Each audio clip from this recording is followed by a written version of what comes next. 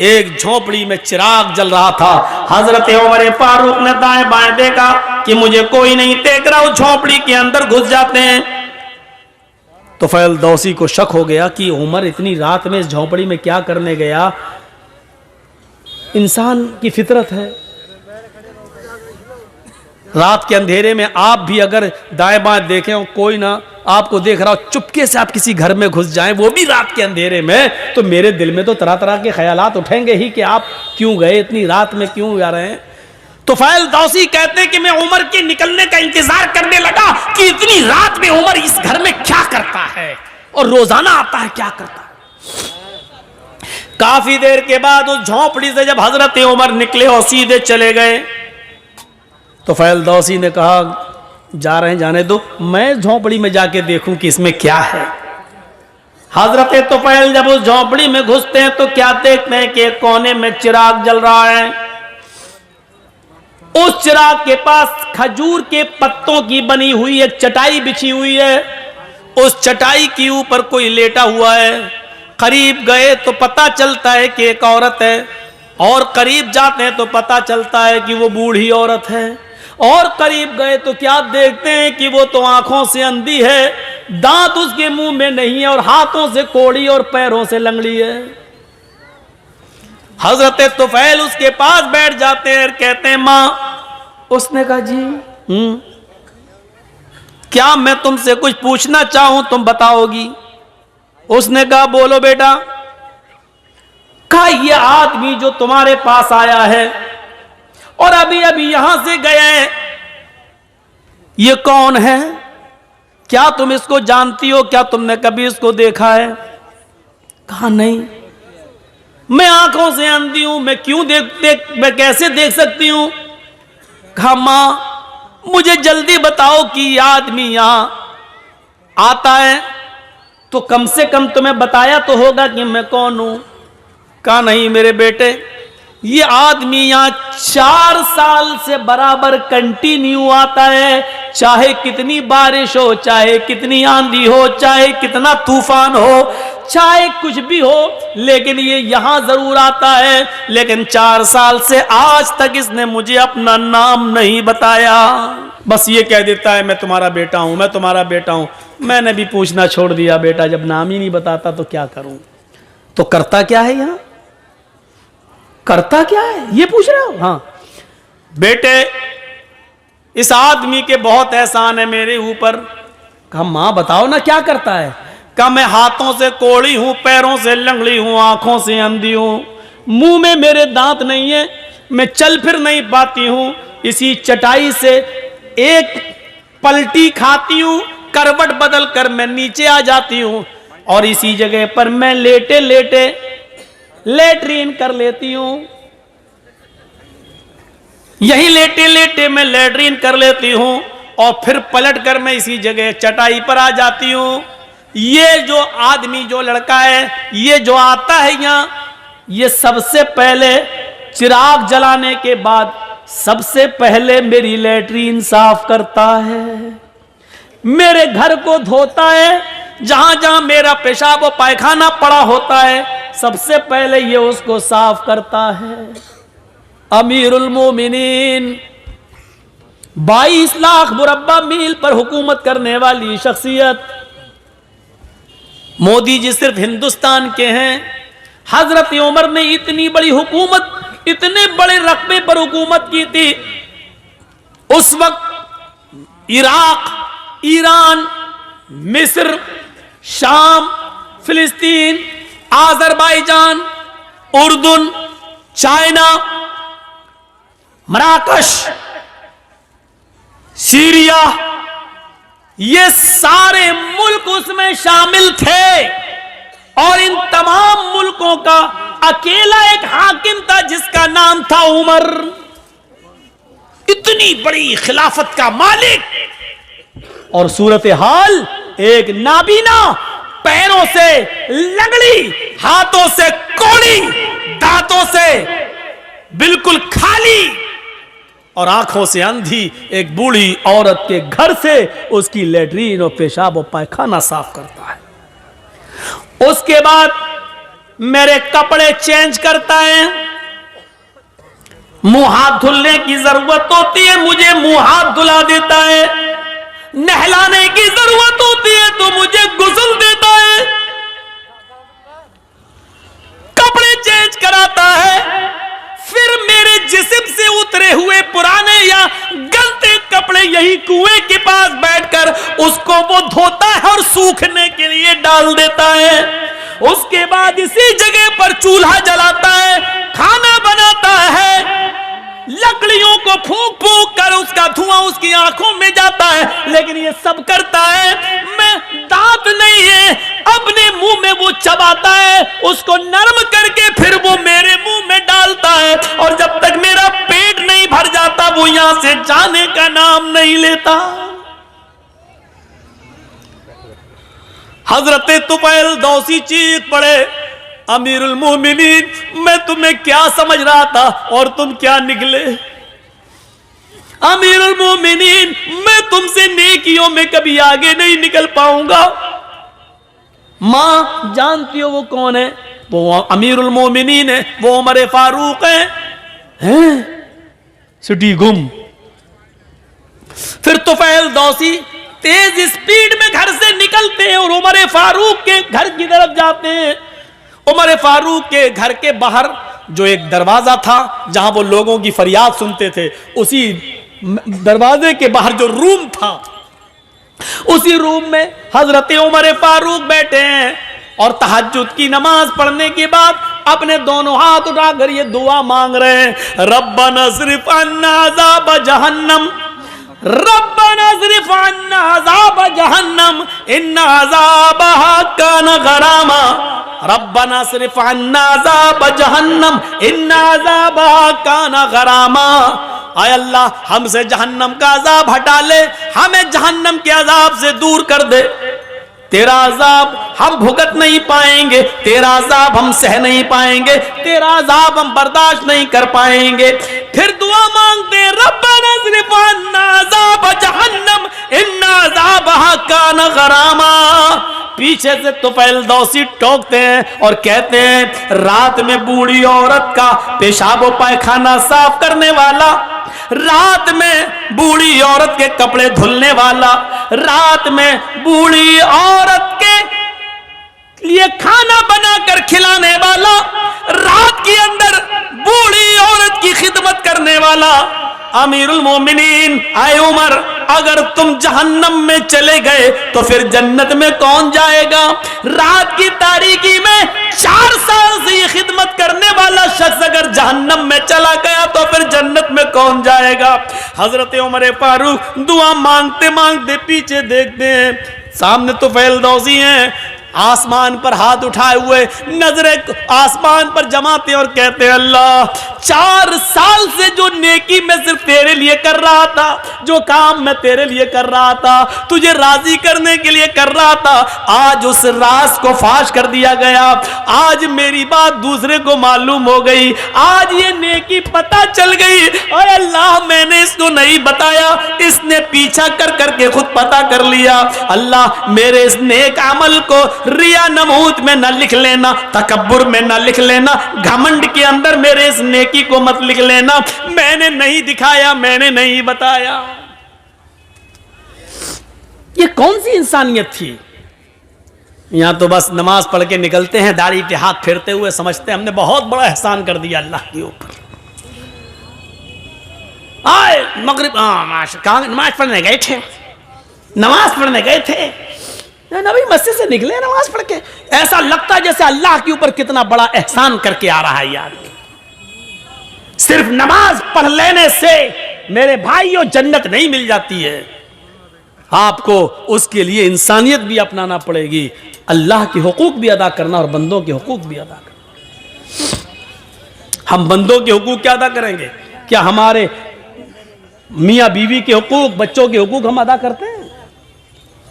हम अपने घर में उनके हुकूक अदा नहीं करते। एक शख्स हजरत उमर फारूक के पास आया, अपनी बीवी की शिकायत करना थी उसको।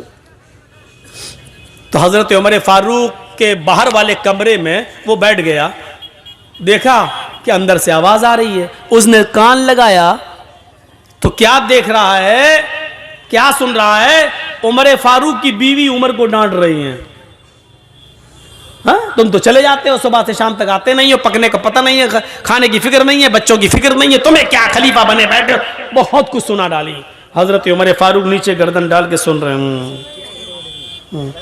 तसव्वुर करो, उमर सुन रहे हैं। उमर सुनने वाले आदमी हैं, लेकिन बीवी की सुन रहे हैं। अब निकलते हैं बाहर तो क्या देखते हैं कि एक आदमी उनके घर से बाहर जा रहा है दरवाजे से। ये जरूरत के लिए आया था। हजरत उमर ने उसको आवाज दी, इधर आओ, इधर इधर। वो आया, जी जी जी, तुम हमारे पास आए थे जी, फिर जा क्यों रहे हो? कुछ जरूरत थी? कि हाँ जरूरत तो थी, आया तो काम से था, लेकिन वो काम आपके बस का नहीं है, मैं जा रहा हूं। का क्या मतलब? का नहीं नहीं, वो आप दूरी नहीं कर पाएंगे इसलिए मैं जा रहा हूं। अरे काम बताया है नहीं तूने और कह रहा कि दूर नहीं कर पाएंगे। अरे काम तो बता पहले क्या है। कहने लगा, अमीरुल मोमिनीन, मैं अपनी बीवी की शिकायत लेकर आया था कि मेरी बीवी हमें डांटती रहती है, फटकारती रहती है, हमारी सुनती नहीं है। आया था शिकायत लेकर, लेकिन यहां आने के बाद देखा कि आप तो खुद उस बीमारी में मुब्तला हैं। आपकी बीवी खुद आपको डांट रही है, तो आप मेरी क्या दूर करेंगे? आप अपनी नहीं कर पा रहे हैं। हजरत उमर ने कहा बैठो, बैठ गए। कहा ये बताओ, शादी के बाद जो बच्चा पैदा होता है वो बच्चा किसका है? कहा बाप का।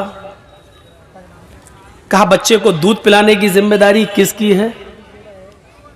कहा बाप की। कि अगर औरत दूध पिलाने का पैसा मांग ले शौहर से कि मैं आपके बच्चे को दूध पिलाऊंगी लेकिन आपसे इतना पैसा लगेगा, तो आपको देना पड़ेगा। कहा बच्चा किसका होता है? कि बाप का। पेशाब और पैखाना उस बच्चे का धोना किसकी जिम्मेदारी है? कहा बाप की। कहा कि हमारी बीवी हमारे बच्चे को धुलाती है, नहलाती है, दूध पिलाती है, इतना अल्लाह ताला ने उसके दिल में रहम डाल दिया है, और खाना पकाना भी औरत की जिम्मेदारी नहीं है, लेकिन वो हमारे लिए खाना भी बना देती है। कहने लगा खाना बनाना औरत की जिम्मेदारी नहीं है? कहा नहीं, नान नफका मर्द के जिम्मे है। आपका निकाह हुआ होगा तो काजी साहब ने निकाह पढ़ाया होगा तो उसमें कहा होगा फला फला लड़की के साथ, फला फला की बेटी के साथ इतने इतने रुपए मेहर, या ये मेहर के इवज अलावा नान नफका, अलावा नान नफका आपका निकाह किया जा रहा है कि आपने कबूल किया।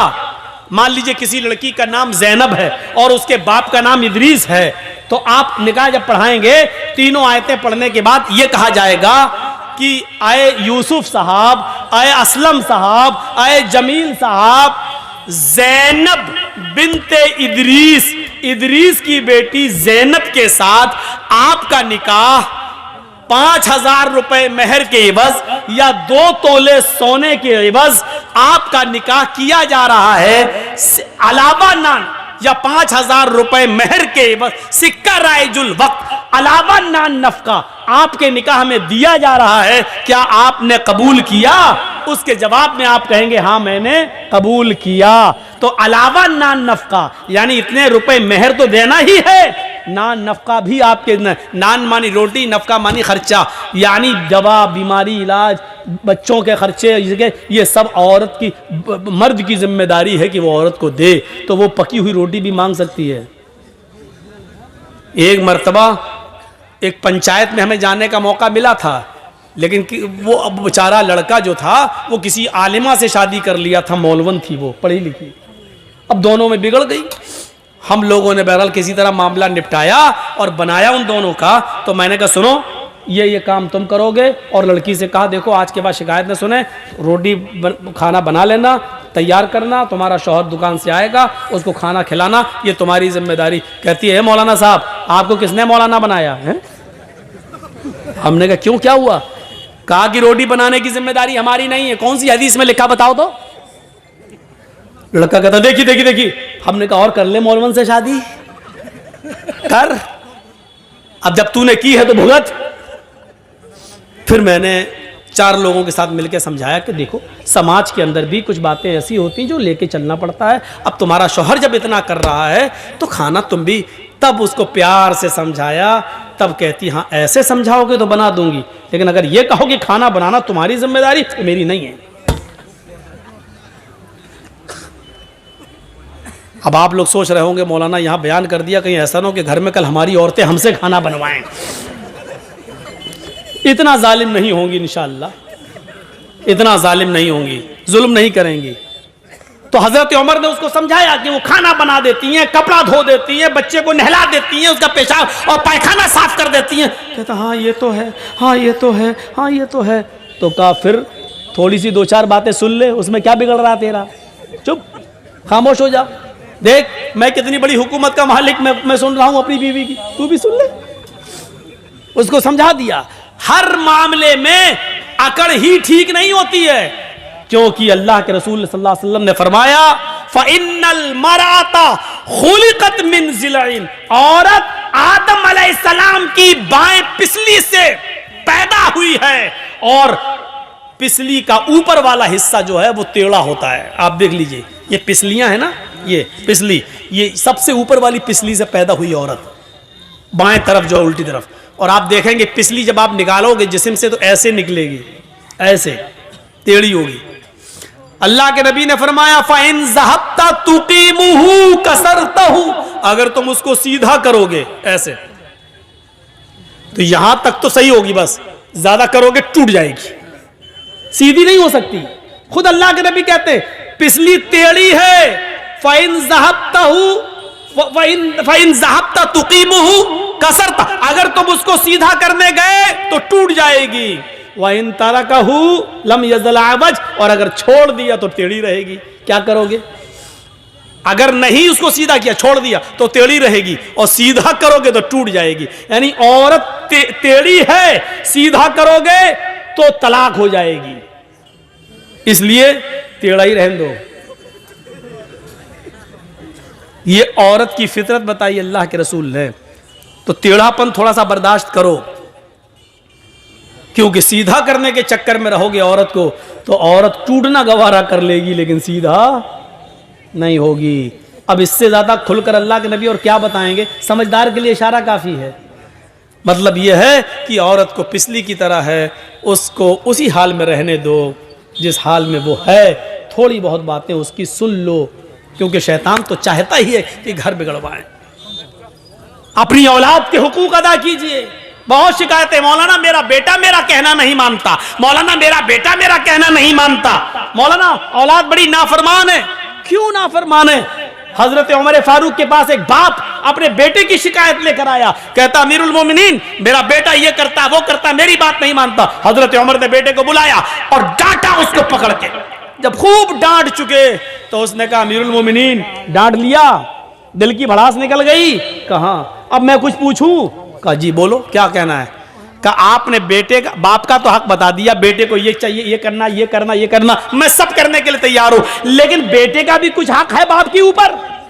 तो हजरत उमर ने कहा हाँ है। कहा क्या बताइए?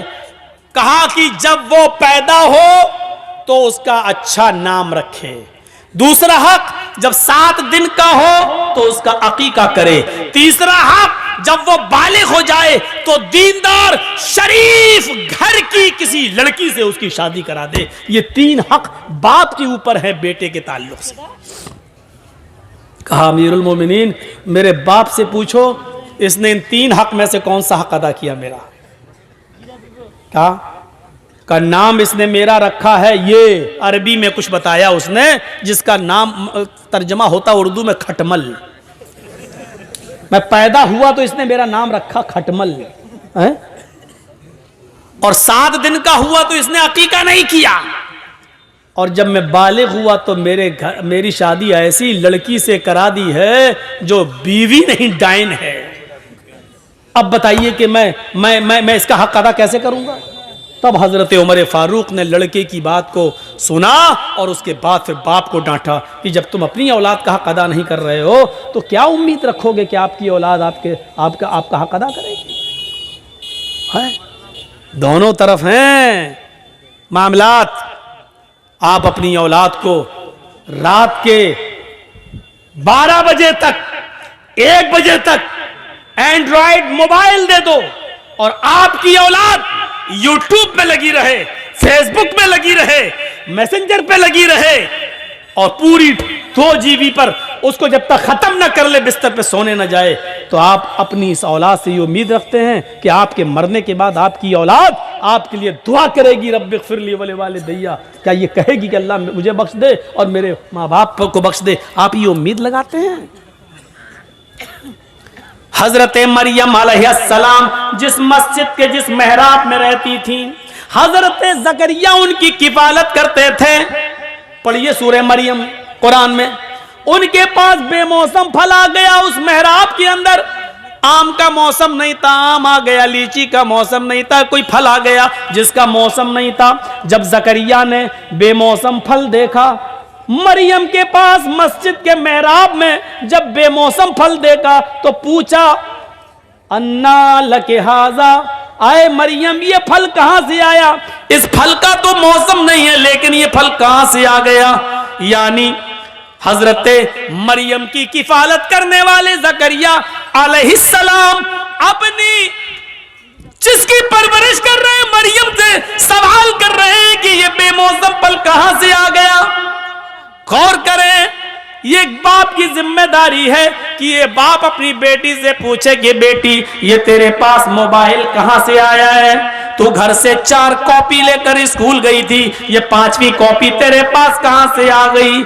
मेरी बेटी तेरे मोबाइल में खाला का नंबर था, चची का नंबर था, फूफी का नंबर था और अम्मी का नंबर था, ये 5वां नंबर तेरे पास कहां से आ गया? मेरी बेटी तेरे मोबाइल में 10 रुपए का बैलेंस था, तुझे अपने माँ बाप को मिस बैल मारने के लिए 10 रुपए दिए थे ताकि कोई जरूरत पड़े तो मिस बैल मारना, हम तुझे कॉल कर लेंगे। ये तेरे मोबाइल में व्हाट्सएप चलाने के लिए नेट पैक कैसे आ गया? ये 1 GB 1.5 GB तुझे जो नेट पैक मिल रहा है ये कहां से आ गया? ये जिम्मेदारी किसकी है? हजरत ज़करिया मरियम से पूछ रहे हैं। कौन मरियम? कौन मरियम जिनके पेट से ईसा पैदा हुए? कौन मरियम जिनको बगैर शौहर के अल्लाह ने बेटा अता किया? कौन मरियम जिनकी पाक दामनी का ऐलान अल्लाह ताला ने किया है, जिनको पाक और साफ सुथरा होने का ऐलान अल्लाह ने किया है कि मरियम को किसी मर्द ने छुआ नहीं, लेकिन हमने फिर भी उनको एक बेटा दिया है। गौर करो, जिनकी पाक दामनी का ऐलान अल्लाह कर रहा है, हजरत ज़करिया उस पाक दामन लड़की से भी पूछ रहे हैं ये तेरे पास फल कहां से आ गया है? मेरी बेटी बता, मेरी सरपरस्ती में पलने वाली बता, मेरी किफालत में पलने वाली बता। ये बताना होगा ये बेमौसम फल तेरे पास कहां से आया? मैंने दिया नहीं, तेरा कोई भाई है नहीं, फिर तेरे पास ये फल कहां से आ गया? अल्लाह की नेक बंदी थी, अल्लाह वाली थी, इसलिए जवाब देती है, क़ालत हुआ मिन इंदिल्लाह। ज़करिया मेरे बारे में गलत मत सोचो, आपने पाला है, आपके खून में आपकी परवरिश को मैं जलील नहीं होने दूंगी, आपका नाम कभी खराब नहीं होने दूंगी। किसी लड़के ने मुझे ये फल नहीं दिया है, किसी मेरा कोई बॉयफ्रेंड नहीं है। क़ालत हुआ मिन इंदिल्लाह, ये फल तो अल्लाह की तरफ से आया है, फरिश्ता दे गया है, ये दुनिया का नहीं जन्नत का फल है, ये मेरी इबादतों के बदले में अल्लाह रब्बुल आलमीन ने जन्नत से भेजा है, इसमें किसी लड़के का कोई दखल नहीं है। जब मरियम से क्लास ली जा सकती है तो हम अपने बेटे और बेटियों की क्लास क्यों नहीं ले सकते? हम अपनी बच्चियों से क्यों नहीं पूछ सकते? हम उनसे सवाल जवाब क्यों नहीं कर सकते? हम उनसे क्यों नहीं पूछ सकते कि बेटी ये रात में 12 बजे तक क्यों जागती हो, मोबाइल क्यों चलाती हो, मोबाइल पर क्यों रहती हो? ये एक बाप की जिम्मेदारी है कि वो अपनी बेटी से पूछे, अपनी बच्ची से पूछे। चलिए लगभग खत्म ही था।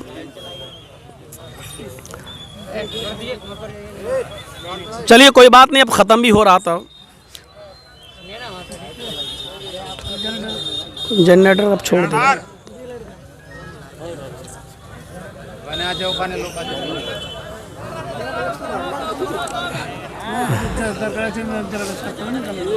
अरे बैठिए ना आप लोग थोड़ा सा और, बस बस हो गया, थोड़ा सा बैठ जाए। ये क्या माइक बंद कर दिया? बस थोड़ा सा और, मैं समझ रहा हूँ ना, सर्दी बहुत ज़्यादा है, ठंड भी है, अब कोहरा भी गिर रहा है, तो ये एक बाप की जिम्मेदारी है कि वो अपनी बेटी से पूछे। हम कहाँ पूछते हैं? कभी आपने पूछा ये जलसे में मेले लगते हैं और मेलों में जो शॉपिंगें होती हैं और लड़कियां घूमती हैं, क्या क्या होता है?